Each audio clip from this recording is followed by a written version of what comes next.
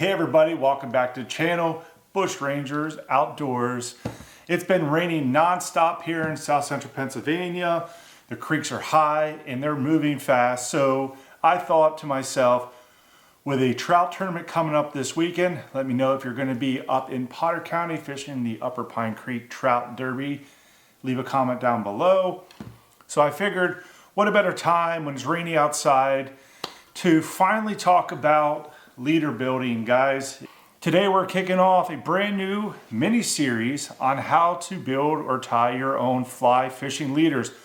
Whether you're new to fly fishing or just looking to dial in your setup, all right? This series is going to go through everything step to step. Why even follow a formula when building leaders, okay? Because your leader transfers energy from your fly line to your fly. That taper isn't balanced, your cast won't turn over right, all right? The fly might either pile up, it might snap back at you, or it might even spook the fish, okay? If you follow that formula, it will help you get consistent performance and a better presentation. What does a formula look like? The general formula is a 60-20-20. It's one of the most reliable formulas out there. People generally refer to it as the 60-20-20 rule. And here's what that means. 60% of that leader is going to be a butt section. It's the thicker, stiffer line. That is what carries the power from the fly line to the fly, all right? So it's pretty simple. It's the 60% of it. So, you know, generally you have the 7.5, you have the 9 foot, you have the 12-foot leaders. So 60% of whatever those leaders are is going to be that butt section. And then you have a mid section. This starts the smooth transfer of energy from the rod in the butt section through it to the tippet, okay? That is 20%.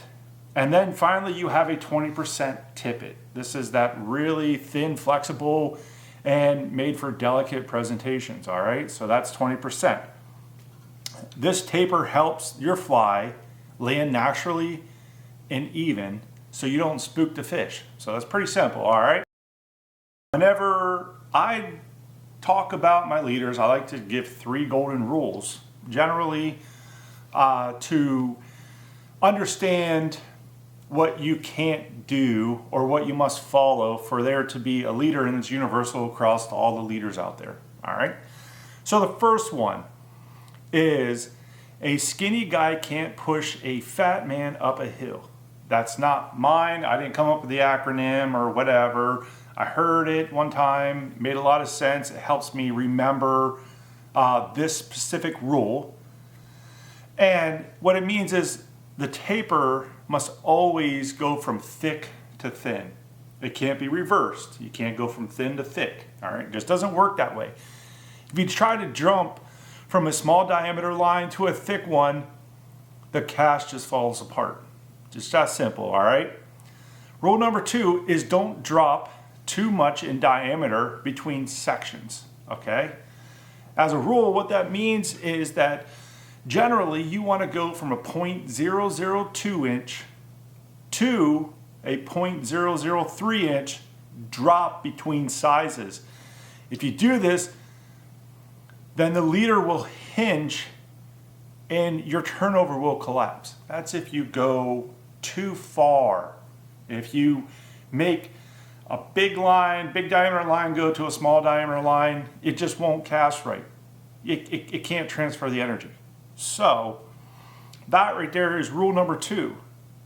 Now rule number 3 is kind of something that I do, and I like to try to tell people that, look, use simple and reliable knots. There's tons of knots out there, some really complicated, some are a little bit more expert, but generally I like to run with 3 different types of knots on my leaders. One is the perfection loop. That ties the butt section to the fly line, and it's really easy.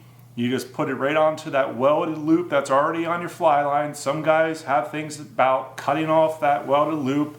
It's really strong. Some guys say don't ever cut it off because it's really, really strong, but some guys like to put in a nail knot because they say it helps glide through the slides or the guides better.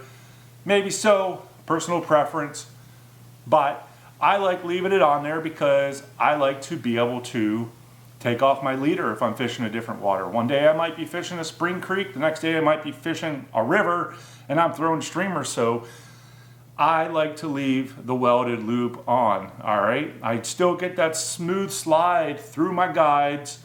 Everything's okay, but you know, personal preference, do whatever you want, do whatever you're comfortable with. It's up to you, man. The other thing you can use a perfection knot for on your leader is you can use a perfection knot to tie your tippet onto your tippet ring that's tied to your midsection, which means that if you're cutting that tippet back, you can pop off that tippet that is too short, pop on another one, boom, perfection loop's great for that as well. All right, the same system as if you're putting the perfection loop onto your fly line with a welded loop. So you can do that, all right? So the next knot would be the universal blood knot, all right? You know, here's a little video right here of how to tie the blood knot.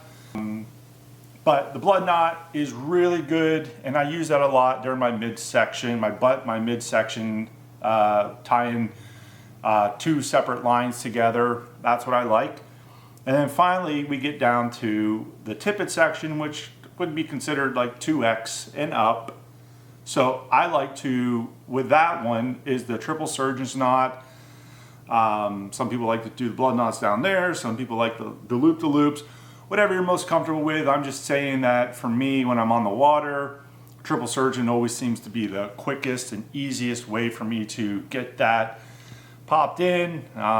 So, you know, preference, but those are the three knots. Just try to keep those knots simple. Don't try to do something crazy, overt, that is going to cause, you know, potentially you're not going to be able to replicate on the water. Finally, there is one caveat that a lot of people don't talk about whenever they're tying their own leaders, and that's what happens when your tippet size doesn't match the fly that you're trying to throw, but you want to switch up presentations.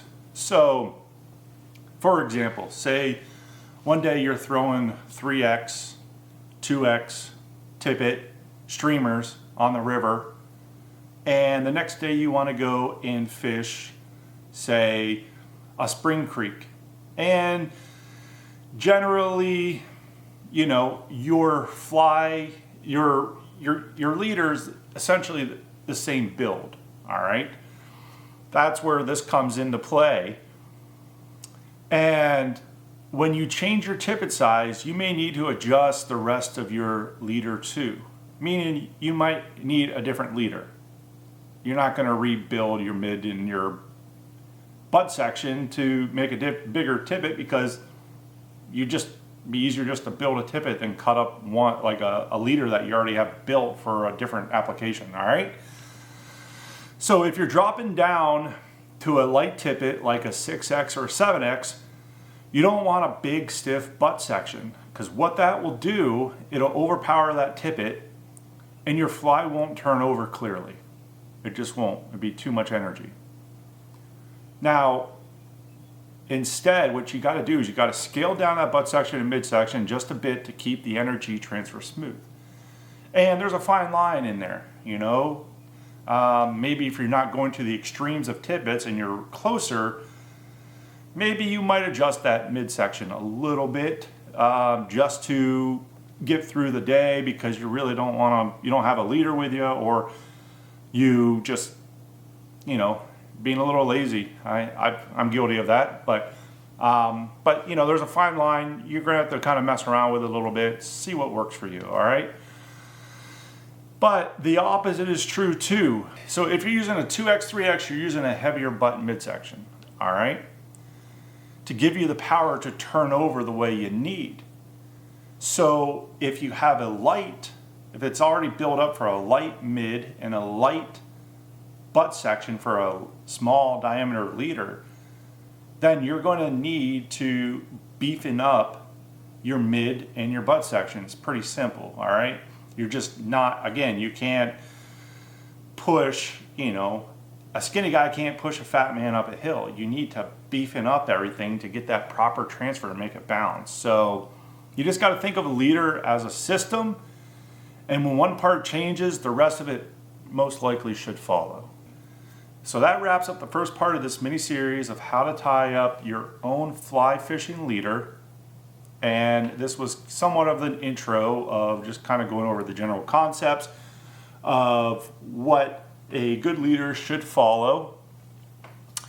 In the next video, we're going to show you how to actually cut your leader sections we're going to stay really close to that 60-20-20. We might do some other formulas that probably variate that a little bit, but we're going to be still within that structured framework of the 60-20-20.